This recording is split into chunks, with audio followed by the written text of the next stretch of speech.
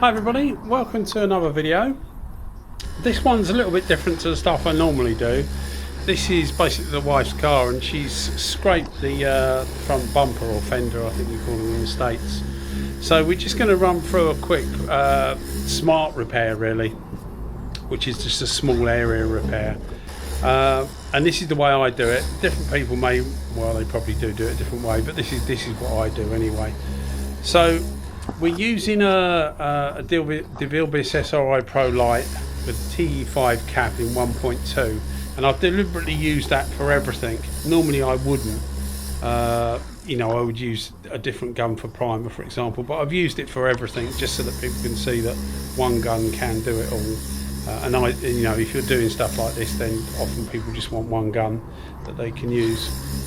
So I'll run through the process what I'm doing. Obviously I'm sanding it down with 120 grit to start with, just to give it a smoother surface, and just putting some filler on to fill up the gaps where obviously it's below that surface, and it also gives the filler something to grip onto.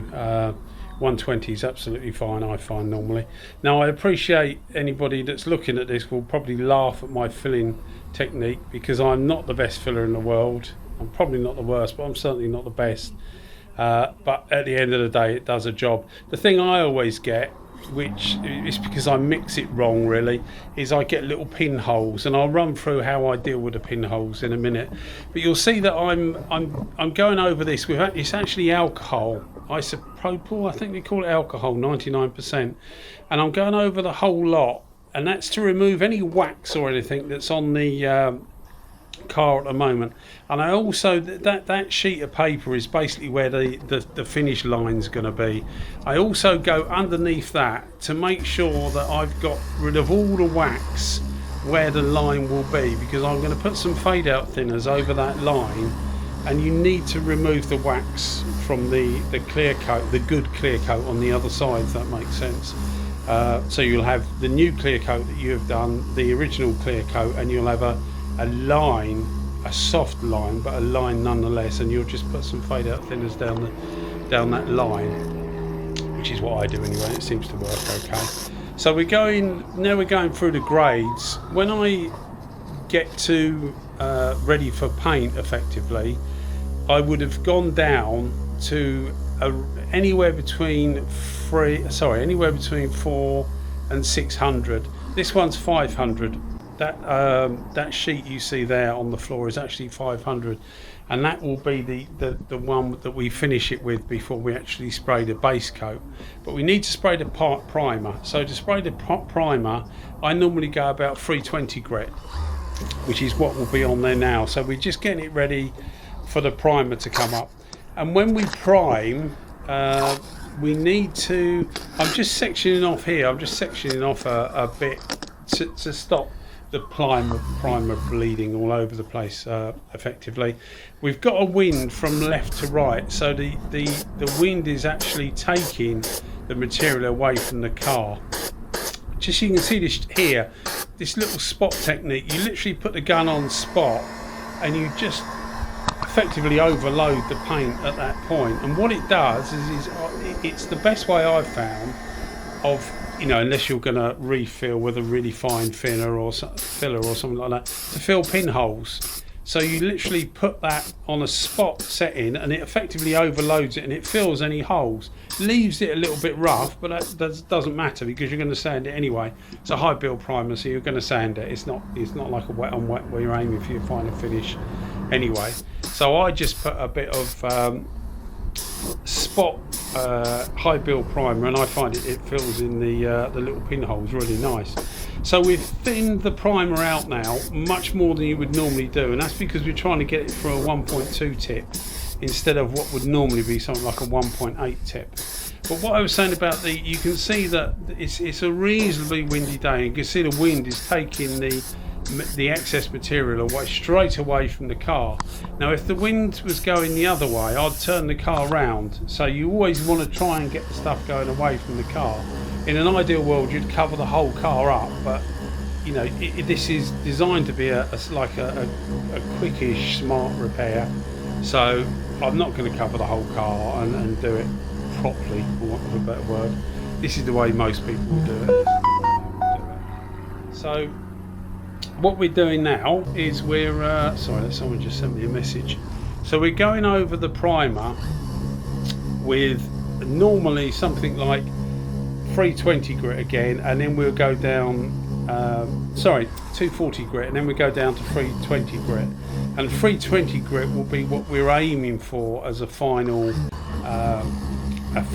finish for the, sorry, I'll get it right in a minute. 320 grit is for the base of the primer. We go up to about 500 grit. This is 500 grit I'm using here, which is the base for your base coat. So effectively it's, well, what I use is 320 for a base for primer, 400 to 600 as a base for base coat. And now you see I'm going over the rest of the panel, well, not the rest of the whole panel, the rest of the area we're doing, and that is with 800 grit. And we're going over the 800 grit, especially at the sides where you can't, it's actually slightly off camera, sorry, I've got the camera on my chest, well, on my stomach actually, and it doesn't pick everything up, but you can see there where we've gone over the whole lot effectively with a as I say, an 800 grit and a grey Scotch Brite, and that's because we're going to clear this whole part of the panel. So what we effectively are going to do, we're going to put the silver, because the car's silver, we're going to put the silver base coat on and feather it out because we need it to match. Now this is a Honda colour, and I've always found that I need to add a little bit of light silver in with it. So I just make a spray out card. Just get yourself a little piece of card, something that's shiny, that doesn't absorb stuff too much. Something like a cereal packet is ideal. Spray it on that and just check it against the car before you actually do this, and put a little bit of panel wipe over the top just to make it shine, because it can change the depth of the colour. You'll see here I'm putting a piece of soft edge tape, and I did try and do it in front of the camera holding it up, but it was too windy and it was flapping around all over the place.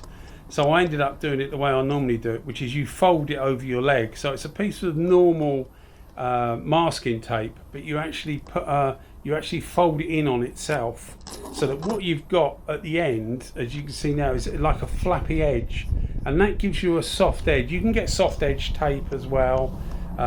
You know, there's various tapes and that you can get for trying to get a soft line, and the purist will say, well, you should do the whole bumper. Well, you should do the whole bumper, but the idea is to show you like a part repair, if that makes sense, rather than to do the whole thing.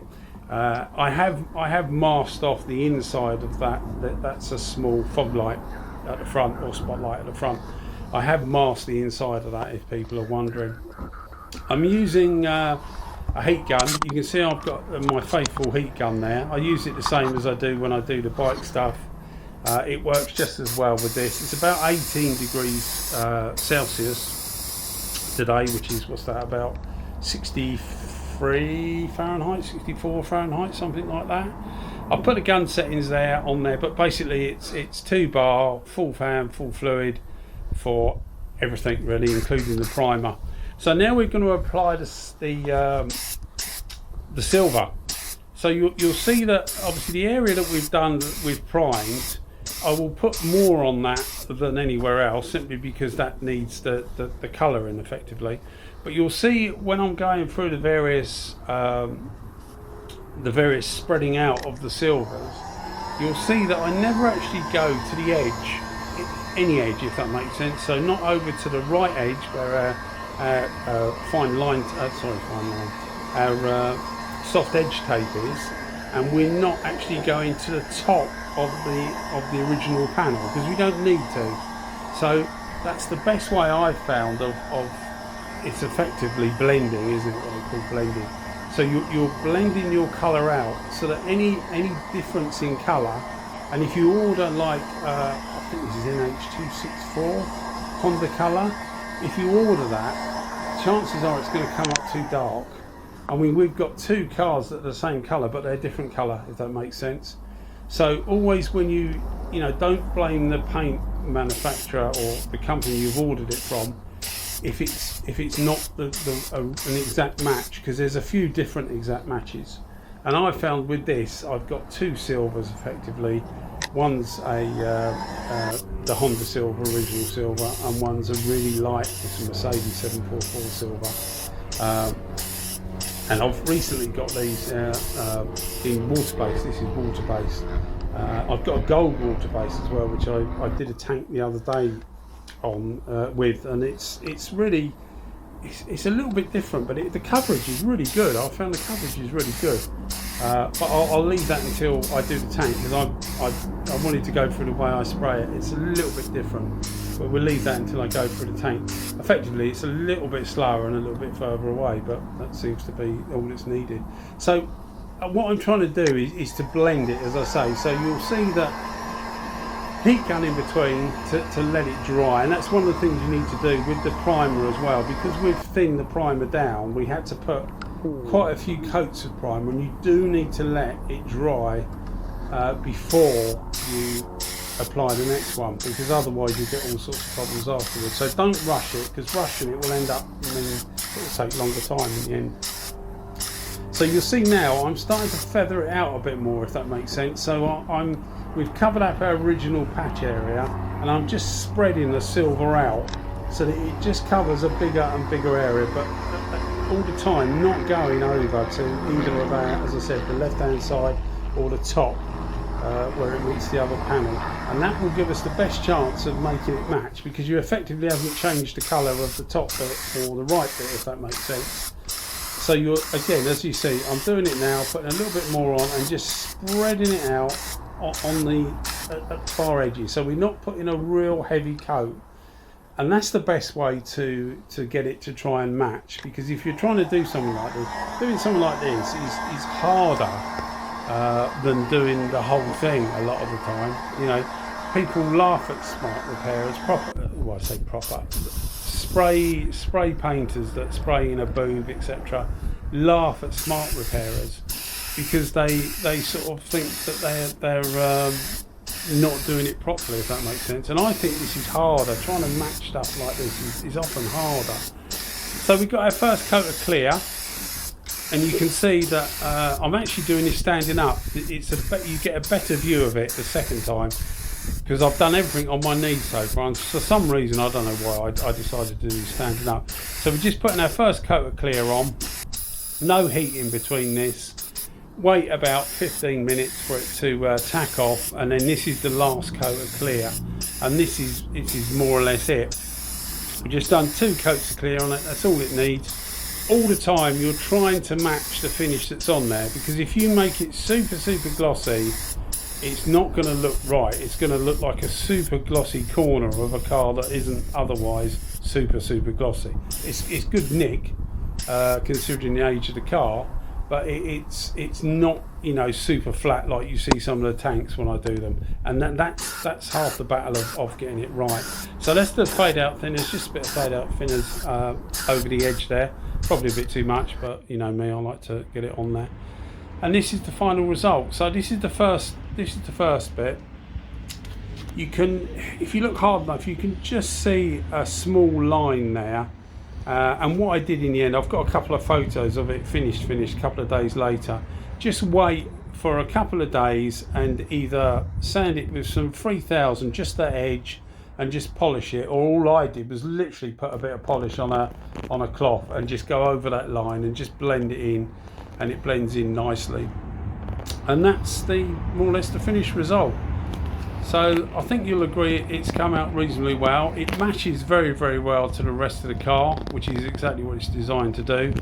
And hopefully it will stay like that until another wall is grazed. I do take the masking off the inside of that light, by the way, afterwards.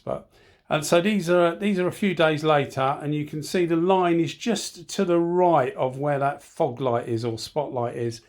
Just there, and you can see that you can't really see any line, which is obviously exactly what we were after.